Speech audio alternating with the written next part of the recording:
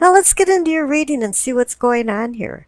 I'm going to start with the past because I think it's very pertinent to what's happening in the present and your opportunities in the future. So for the past, you received the Page of Cups and the Seven of Swords. Let's talk about the Seven of Swords first. Someone is stealing from you or doing something underhandedly behind your back. Some type of secrets maybe are going on in the backdrop. It's like somebody wants to win a game without playing fair and square. They would rather do underhanded things to win instead of lose and have dignity from loss.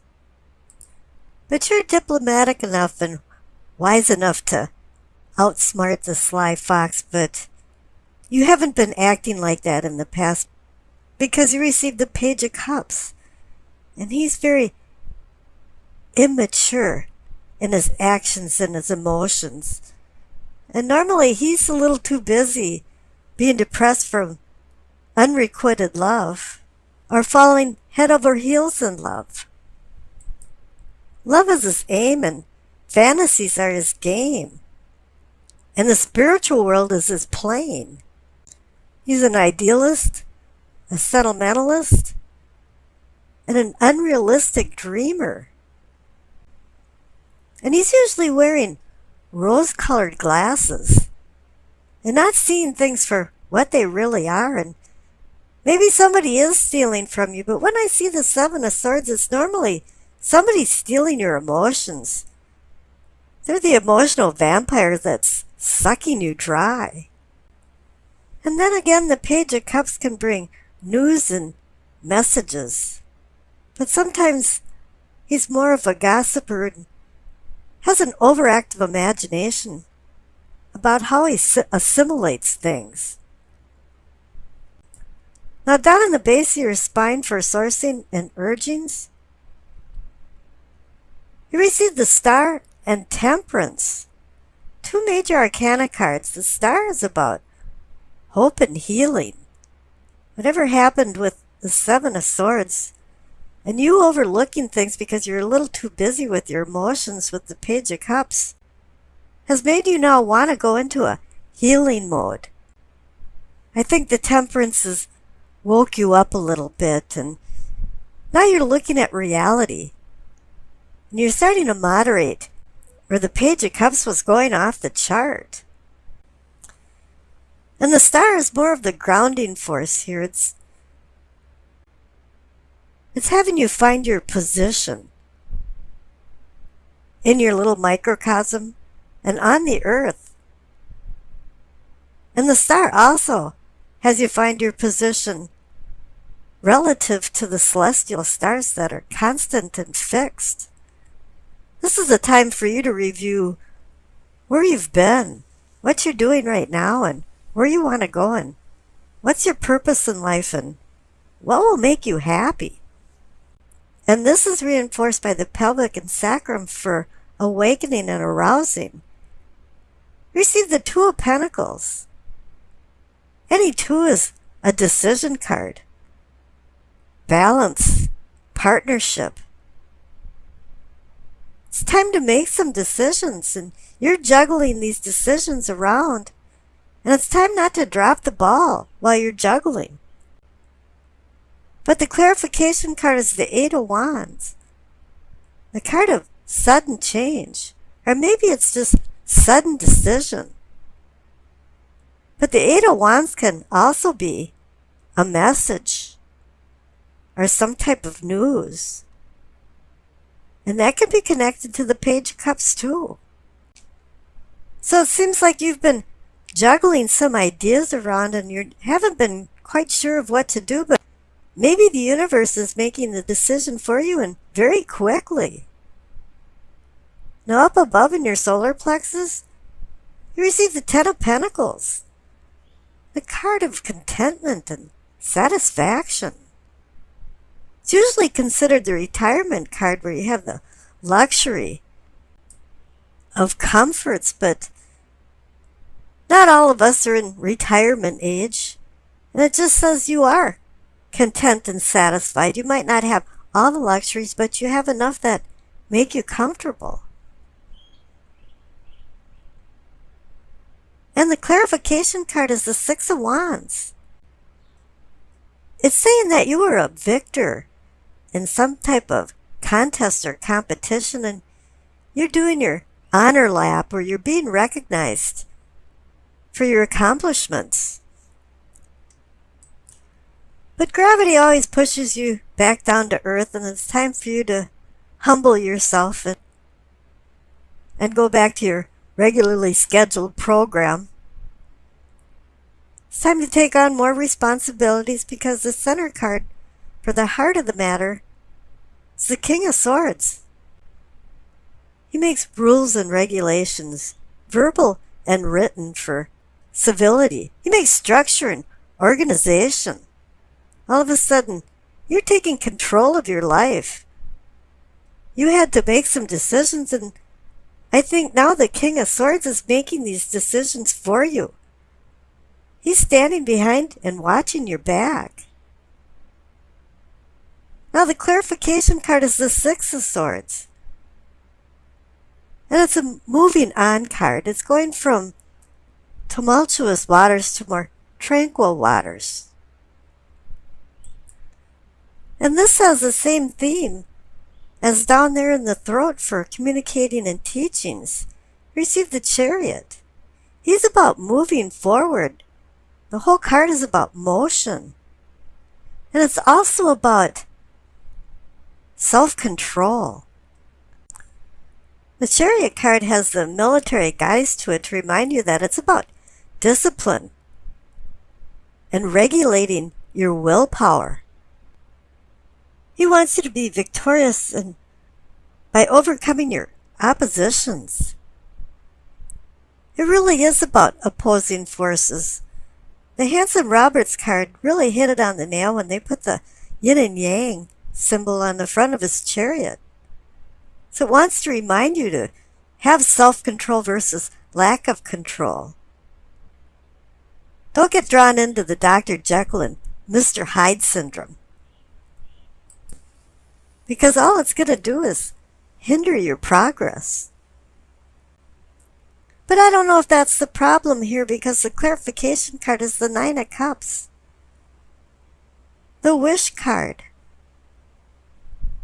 And it's been coming up so often, and it's made me want to say, curiosity killed the cat, and everybody forgets the second line, and satisfaction brought him back.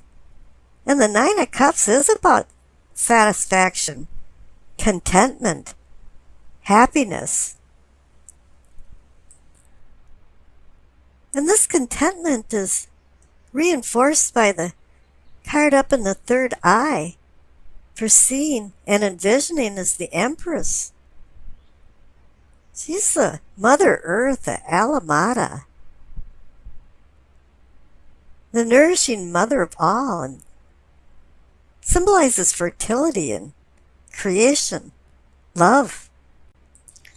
She's telling you to cultivate your conscious ideas and enjoy what the material world has to offer. But before you do that, you have to go with the clarification card of the Hermit. He's indicating that you have a desire for change in your unconscious inner self before you start enjoying the conscious foreself. It's time for you to go on a soul journey of self-discovery. You're seeking guidance from his staff and wisdom from the light in his lamp for enlightenment. The funny thing is, at the end of your hermit journey, you realize that you knew the answers all along to the questions that you were asking. Now up above in the crown, you receive the Queen of Pentacles. She's about practical matters. She's a pragmatist. She's got a grip on reality.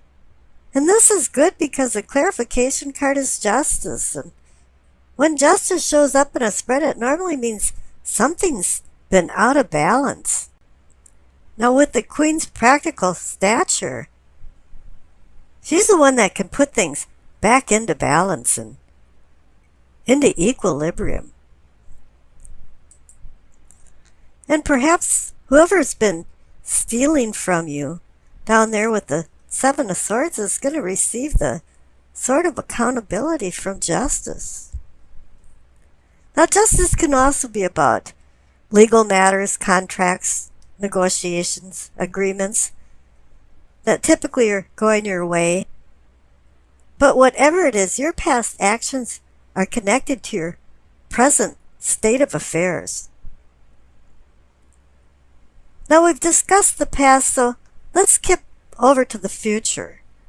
And the main card is the Three of Wands. Yeah, Wands is fire energy for Aries. And now you've got your shit together. Things are working out well for you. Three of Wands is a card about movement. You've made some plans and now you're making these plans a reality. And the clarification card was the Hierophant. You might think that's a funny place for having somebody that represents traditional religious teachings or beliefs. But maybe now you understand the beliefs that you have. And you're fueled on some types of truths. You're no longer back at the Seven of Swords and somebody stealing from you and the Page of Cups where your head's in the clouds and you're in fantasy land. All of a sudden, you've accepted what the truth is. So you can go forward with the Three of Wands with the plans that you've made. Let's go back to the Seven of Cups. That's really splayed energy. It's about a difficult decision or decisions. But it's in an atmosphere of chaos and illusion and fantasy. Wishing is one thing and making it come true is another. Each cup holds pleasures and treasures, or disenchantments and disappointments. The enticement of so many choices has your head spinning. And there's also a temptation involved in this cup about sexual and emotional folly, which is extremely strong and drawing you towards it. And you have to get out of your kind of day trip or fantasy land and start separating real from imagined. And so then it comes down to which cup will you choose and which cup will you lose. And the Two of Swords, as I mentioned, also is a decision card, but it's indecision in the face of opposing forces. And right now you're at a crossroads of a very difficult decision. You know, all two cards are about planning and decisions, balance and partnership.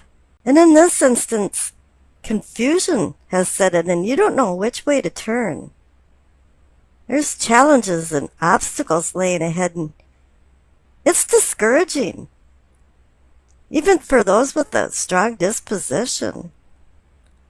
It's time for you to do some soul searching to find a resolution to your particular dilemma. And you know what, you have to understand too that not making a decision is a decision in itself, and at times the cosmos will take a handle on things and make one for you. And this might not be to your liking. Now the Emperor is about overseeing organization, structure, and responsibility with rules and regulations to manage his empire. But in this instance, the Emperor personifies you because Aries rules the Emperor card. You'll see rams on the armrests of his throne. The Emperor symbolizes power, leadership, authority, and vigilant governance. Decisions are made in his chamber with logic and reason. He leaves the emotional decisions to his soulmate, the Empress. He's like a CEO of a company, all the way down to the patriarch of a family. And he's here to assist you in running the microcosm of your personal empire. And he's here to assist you also into making good decisions, logic and reason-based decisions. Okay, and then the 3 dice down on the bottom, you receive Gemini, Saturn, and the 8th house. Connecting the dice right away to the cards says to me that all roads lead to Rome, or more precisely to the Emperor. He's the key to this reading. You know, the 8th house brings in the idea that death and taxes are the only thing you can depend on in life. However, with the 8th house involved in it, you got your hands in the cookie jar of joint finances and other people's money. Initiatives and discipline hit the forefront.